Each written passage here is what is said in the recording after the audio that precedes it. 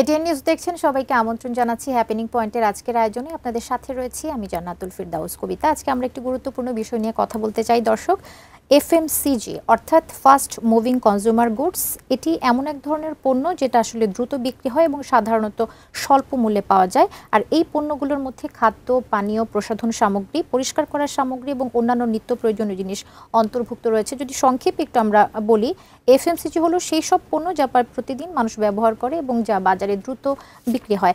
আমরা আজকে কথা বলবো এফএমসিজি ইন্ডাস্ট্রির ভবিষ্যৎ নিয়ে। এই সেক্টরে কী কী রকমের চ্যালেঞ্জ আছে, পাশাপাশি অর্থনৈতিক প্রবৃদ্ধির সম্ভাবনা কতটা, এসব কিছু আজকে জানার চেষ্টা করব। আমাদের সঙ্গে আজকে একজন অতিথি আছেন এই বিষয়ে কথা বলার জন্য, SMM Ibrahim Mahmud, GM sales and marketing, Kazi and Kazi tea estate limited. আপনাকে স্বাগত জানাচ্ছি আমাদের আজকের হ্যাপেনিং পয়েন্টের আয়োজনে। আচ্ছা, শুরুটা একটু আমরা এভাবে করতে চাই, বর্তমান সময়ে আসলে এফএমসিজি শিল্পের কি অবস্থা দেখছেন বা কেমন যাচ্ছে, কি কি চ্যালেঞ্জগুলো ফেস করতে হচ্ছে? এফএমসিজি ইন্ডাস্ট্রিটা তো অনেক বড় একটা ইন্ডাস্ট্রি, এবং যদি আমি মার্কেট ভ্যালু বলি তাহলে ফর্মাল ইকোনমিতে এটার মার্কেট শেয়ার আছে অলমোস্ট 4 বিলিয়ন। তো 4 বিলিয়ন একটা মার্কেট সাইজ, এবং 4 to 5 বিলিয়ন, এবং ইনফর্মাল ইকোনমি কিন্তু এখানে একটা ইম্পর্টেন্ট ফ্যাক্টর। কারণ কি, আপনার ফর্মাল ইকোনমিতে যে পরিমাণে আমরা এখন কাউন্ট করছি, ইনফর্মাল ইকোনমির সাইজটা অনেক বড়, 3 to 4 times higher than formal economy. Informal ইকোনমির এফএমসিজি ইন্ডাস্ট্রির 70 থেকে 80% কনজামশনটা ইনফর্মাল ইকোনমিতে। সো সেই দিক থেকে এই ইন্ডাস্ট্রির সাইজটা অনেক বড়, এবং মেজর সেগমেন্টসগুলোর মধ্যে আছে যেমন বেভারেজ, পার্সোনাল কেয়ার ইন্ডাস্ট্রিটা, এবং হচ্ছে গিয়া ডেইলি এসেনশিয়াল প্রোডাক্টস, এইটা হচ্ছে গিয়া মেইন মেজর সেগমেন্ট। আর যদি বলেন যে গ্রোথের অবস্থাটা কেমন FMCG industry, so cumulative average growth rate almost 8 to 10%। কিছু কিছু হিসাবে বলা হয় যে 16%, বাট ওয়ান অ্যান অ্যাভারেজ। এখন তো আসলে ইনফ্লেশন এবং অল আদার থিংস এইটা ইন্ডাস্ট্রিটাকে একটু শ্রিঙ্ক করে নিয়ে আসছে। তো এখন যে জিনিসটা হচ্ছে যে এই ইন্ডাস্ট্রির বর্তমান অবস্থা বলতে গেলে একটু ম্যাক্রো ইকোনমিক পার্সপেক্টিভ থেকে আমাকে বলতে হবে। কারণ ম্যাক্রো ইকোনমিক পার্সপেক্টিভের মধ্যে প্রথমে আছে ইনফ্লেশনটা কিন্তু একটা ইম্প্যাক্ট ক্রিয়েট করতেছে, এবং ডলার শর্টেজ, তারপরে হচ্ছে গিয়ে আপনার ফরেন ইনভেস্টমেন্টের যে ফ্লাকচুয়েশন, এবং ব্যাংক লোন ইন্টারেস্টের যে হাই রেট, এটা কিন্তু একটা প্রবলেম ক্রিয়েট করতেছে, এফেক্টিং দ্য এফএমসিজি ইন্ডাস্ট্রি। এবং আমি যদি বলি যে কনজিউমার বিহেভিয়ার অ্যাবাউট কনজামশন, সেই জায়গাটাতেও কিন্তু সিগনিফিকেন্ট একটা চেঞ্জ আসছে। এখন পিপুল কিন্তু অনেক বেশি হেলথ অ্যান্ড হাইজিন কনসাস, বিশেষ করে করোনার পরের থেকেই কিন্তু এই ট্রেন্ডটা খুব স্ট্রংলি এস্টাবলিশড হচ্ছে। এবং যে জিনিসটা হচ্ছে গিয়া যে আরবান এবং রুরাল কনজামশনের মধ্যেও কিন্তু যে ডিফারেন্সটা আগে ছিল, সেই জায়গাটা ধীরে ধীরে কিন্তু দ্রুত আরবানাইজেশন হচ্ছে, এবং ওই জায়গাটাতে অনেক বেশি রিকভারি হয়ে যাচ্ছে। আরেকটা বিষয় বলি, সেটা হচ্ছে যে আপনার ইন্ডাস্ট্রিয়াল রেসপন্স অ্যান্ড অ্যাডাপ্টেশন কীভাবে করে এই সেক্টরের সাথে এখন কোপ করছে। কারণ যখন ইকোনমিতে চ্যালেঞ্জ থাকে, যখন ইন্টারন্যাশনাল ক্রাইসিস থাকে, যখন দেখা যাচ্ছে যে সাপ্লাই চেনে ডিসরাপশন হয়, তখন কিন্তু ইন্ডাস্ট্রিগুলোকে অনেক নতুন নতুন পদক্ষেপ নিতে হয়। যেমন এসকিউ ইনোভেশনের ক্ষেত্রে multi tired SQ architecture, pack innovation, এই জায়গাটা নিয়ে কাজ করতে হয়। স্মার্ট রিটেইল এক্সপ্যানশন নিয়ে কাজ করতে হয়, এবং ডিজিটাল চ্যানেল ইউটিলাইজেশনটাতে আরও অনেক বেশি ইফিসিয়েন্সি আনতে হয়। লোকাল সোর্সিংয়ের দিকে ফোকাস করতে হয়, কারণ এখন এই যে সাপ্লাই চেইন ডিসরাপশনের কারণে দেখেন, আমি গতকালকে একটা আর্টিকেল পড়ছিলাম, তো দেখলাম যে বাংলাদেশে যদি আমরা এই যে লজিস্টিক্সে যদি আমরা আমাদের কস্ট মিনিমাইজ করতে পারি 25%, তাহলে আমাদের এক্সপোর্ট বেড়ে যাবে 20%।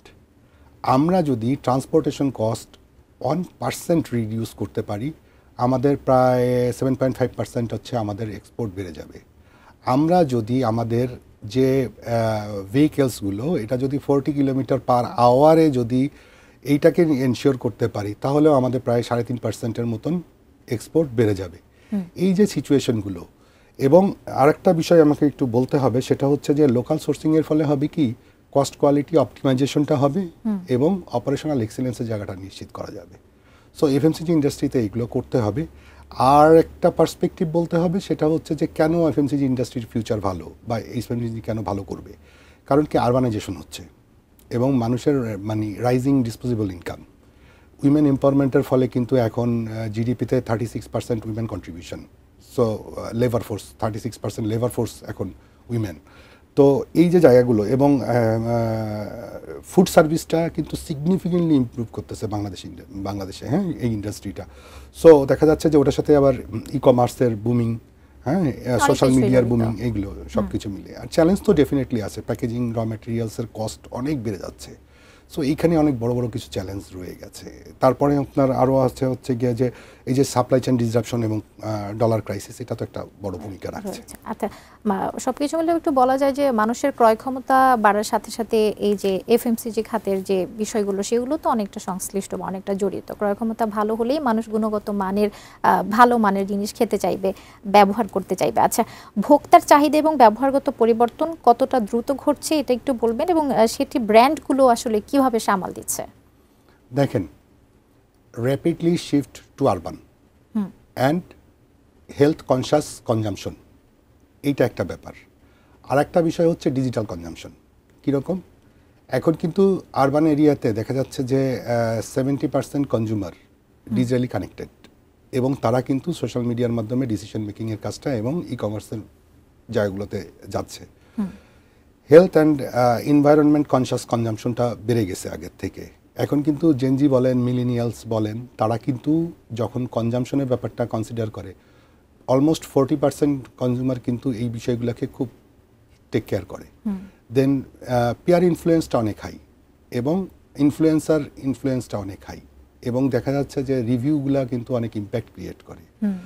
এরপরে আপনি যদি বলেন যে ইনস্ট্যান্ট প্রোডাক্টের প্রতি এবং কনভেনিয়েন্স প্রোডাক্টের প্রতি এই যে ক্যাটাগরি এক্সপেনশনটা, এটা অনেক বেড়েছে। যেমন এখন কিন্তু ready to cook, ready to eat, তারপরে স্ন্যাক্স আইটেম, এই জিনিসগুলোর কারণ কি, মানুষ কিন্তু আরবানাইজেশনের সাথে সাথে এমপ্লয়মেন্ট অপরচুনিটি ক্রিয়েট হচ্ছে, মহিলারা এখন কাজে আছে, সো তাদের দরকার হচ্ছে গিয়ে খুব কনভেনিয়েন্স প্রোডাক্ট, সেই জায়গাটা একটা ব্যাপার আছে। এবং আরেকটা জিনিস হচ্ছে গিয়ে যে এখনকার মানুষ কিন্তু অথেন্টিসিটি পছন্দ করে। সো যেটা হয় যে তারা কিন্তু বুঝতে পারে যে কোন ব্র্যান্ডগুলো হচ্ছে অথেন্টিক এবং তাদের কমিউনিকেশনের মধ্যে একেবারে সত্যতা আছে। তো সেই জায়গাগুলোতে ব্র্যান্ড বিল্ডিংয়ের জন্য অনেক বেশি ইম্প্যাক্টফুল হয়। আর আমি যদি বলি যে কোম্পানিগুলো এখন কি ইনিশিয়েটিভ নিচ্ছে, এখানে স্ট্র্যাটেজি যে ব্যাপারটা আসতেছে, কারণ যখন কনজিউমারের রুচিবোধ পরিবর্তন হচ্ছে, যখন দেশের ইকোনমিক অবস্থা একটু ভালনারেবল হয়, যখন ইনফ্লেশন এভাবে হিট করে, তখন কিন্তু কোম্পানিগুলোকে ডিফারেন্ট স্ট্র্যাটেজি নিতে হয়, কারণ কি তাকেও তো কম্পিটিশনে টিকতে হবে। তো সে কি করছে, কোম্পানিগুলো মাল্টি টায়ার্ড এসকিউ নিয়ে আসতেছে, এসকিউ আর্কিটেকচার এবং স্প্যাক ইনোভেশনে যাচ্ছে, প্রোডাক্ট ইনোভেশনে যাচ্ছে, কারণ যাতে করে কনজিউমারের টপ অফ মাইন্ডে জায়গা নিতে পারে। দেখেন, এই ক্ষেত্রে কিন্তু মাল্টিন্যাশনাল কোম্পানিগুলো ভালো করছে পার্সোনাল কেয়ারে এবং নিউট্রিশনে, এই জায়গাটাতে বেশ ভালো করছে। লোকাল কোম্পানিগুলো কিন্তু খুব ভালো করছে, লার্জ লোকাল কংগ্লোমারেটগুলো, তারা কিন্তু আপনার স্ট্যাপেলস এবং স্পাইস, এই জায়গাগুলো, স্ন্যাক্স, এই জায়গাগুলোতে ভালো করছে। এবং আরেকটা ব্যাপার হচ্ছে গিয়ে যে যদি বলেন যে ভ্যালু ড্রিভেন কমিউনিকেশন স্ট্র্যাটেজিটা খুব এখন ইম্পর্টেন্ট হয়ে গেছে, কারণ ব্র্যান্ডের পজিশনিংয়ের জন্য ব্র্যান্ড নিয়ে কাজ করতে হবে, হ্যাঁ, পারপাস বেসড ব্র্যান্ডিং করতে হবে, ট্রাস্টের জায়গাটা ক্রিয়েট করতে হবে, পাশাপাশি কিন্তু ভ্যালু ড্রিভেন হতে হবে, গুণগত মানটা ভালো রাখতে হবে, ট্রাস্টের জায়গাটা ক্রিয়েট করতে হবে। মানুষ কিন্তু এখন অনেকটাই বোঝে, মানুষ আসলে আপনি যেটি বলছিলেন যে গুণগত মানসম্পন্ন পণ্য তারা ব্যবহার করতে চায়, এই দিকটা থেকে মানুষ কিন্তু অনেকটাই সচেতন। এবং এখানে যে জিনিসটা হয় সেটা হচ্ছে যে যখন ভ্যালু ড্রিভেন হয়, এখন দেখেন স্যাশেট ইকোনমি চলে আসছে, মানুষ কিন্তু এখন স্যাশে কিনতেছে, আবার ভ্যালু প্যাকও কিনছে, বড় আকারে বাই করছে, যাতে করে প্রাইস সেন্সিটিভিটি জায়গাটাকে অ্যাড্রেস করতে পারে। লোকালাইজড ডিজিটাল ফাস্ট মেসেজিংটা চলে আসছে, এখন কিন্তু ব্র্যান্ডগুলো কিন্তু একদম রিজনাল বেসড মানুষের সাথে কমিউনিকেশনের জায়গাগুলোতে খুব বেশি ইন্টারাকশন করছে। জি, আমরা আসলে বিরতির পরে আমরা আরো অনেক কিছু জানবো, এবং আরো যেটি জানার আছে আমাদের দেশে দেশীয় কোম্পানির মধ্যে কারা আসলে এখানে এগিয়ে এসেছে এই ফাস্ট মুভিং কনজিউমার গুডস মার্কেটে, এই বিষয়টা নিয়ে আমার একটু জানার আছে। আমাদের একটা বিরতির সময় হয়েছে, ফিরে আসছি আমরা বিরতির পর। দর্শক আমাদের সঙ্গে থাকুন, অতিথিকে নিয়ে আমরা আবারও বিরতির পর আলোচনায় ফিরে আসছি।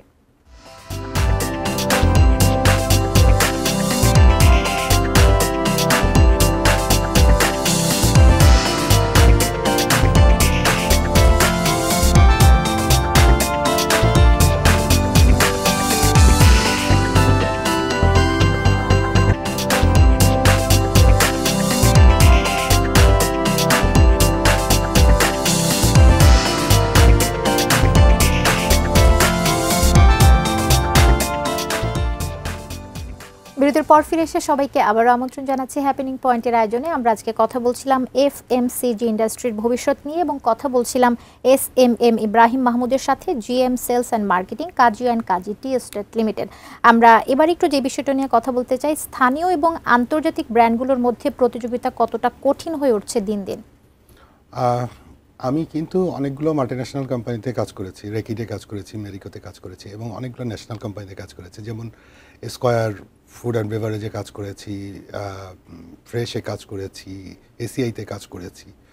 তো মেইন যে জায়গাটা ডিফারেন্সটা হয় সেটা হচ্ছে মাল্টিন্যাশনাল হচ্ছে লোকাল, সেই জায়গাটা হচ্ছে যে they are very process oriented multinational কোম্পানিগুলো, এবং সেই ক্ষেত্রে যেটা হয় যে এরা অপারেশনাল এক্সিলেন্স এবং কস্ট কোয়ালিটি অপটিমাইজেশনের উপর অনেক বেশি ফোকাস থাকে। আর পিপল ইজ কি, এই জায়গাটাতে হয় কি ওদের ট্যালেন্ট অ্যাকুইজিশনটা অনেক ভালো হয়। এখন মাল্টিন্যাশনাল কোম্পানির পাশাপাশি লার্জ লোকাল কোম্পানিগুলো অনেক ভালো করছে। এটার আরেকটা কারণ হচ্ছে যে ম্যাক্সিমাম লার্জ লোকাল কোম্পানিগুলোতে যেটা হচ্ছে যে মাল্টিন্যাশনাল কোম্পানিগুলোর রিসোর্সগুলোও চলে আসতেছে। তো ওইখানে তো ইন টার্মস অফ যদি বলেন যে লোকাল কোম্পানিগুলো কেমন করছে, ডেফিনেটলি ভালো করছে। কোন দিক থেকে ভালো করছে, ওই যে আমি বললাম যে স্টেপল, স্পাইস এবং স্ন্যাক্স এবং বিভিন্ন কনফেকশনারি, এই জায়গাগুলোতে ভালো করছে। প্রাইসিং স্ট্র্যাটেজি মাল্টিন্যাশনালগুলো প্রিমিয়াম প্রাইসিং করে, লোকাল কোম্পানিগুলো একটু কম্পারেটিভলি কস্ট ইফেক্টিভ প্রাইসিংয়ের দিকে মনোযোগী হয়।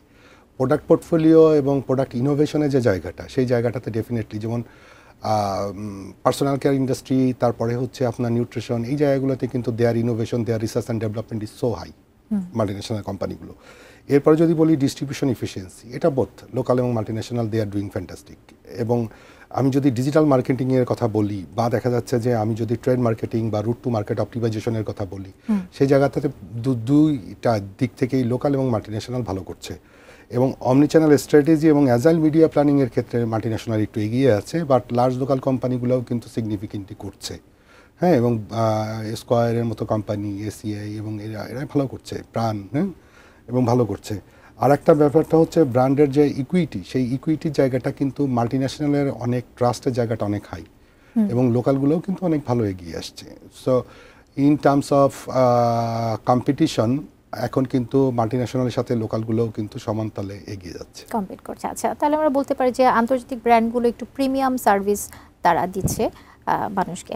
আচ্ছা, কোভিড-19 এবং বৈশ্বিক অর্থনৈতিক সংকট এফএমসিজি ইন্ডাস্ট্রিকে কি ধরনের, এই ইন্ডাস্ট্রিতে আসলে কি ধরনের দীর্ঘমেয়াদী প্রভাব ফেলেছে? কোভিড-19-এর পর তো মানুষ অনেকটাই ঘরবন্দি হয়ে গিয়েছিল, সেক্ষেত্রে এই যে সেক্টরটা, এটা কিভাবে এটার উপর প্রভাব ফেলতে পেরেছে?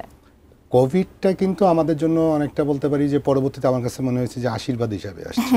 কারণ যেভাবে করে ডিজিটাল এক্সপ্যানশন হয়েছে, যে করে করে আর্টিফিশিয়াল ইন্টেলিজেন্সের এখন যে প্রভাব, যেটা কিন্তু সমস্যা হয়ে যাচ্ছে অন্য জায়গা থেকে, সেটা হচ্ছে যেমন এই যে মিডল ইস্টের একটা ক্রাইসিস, তারপরে রাশিয়া ইউক্রেন ওয়ার, এরপরে আপনি আসেন হচ্ছে গিয়ে যে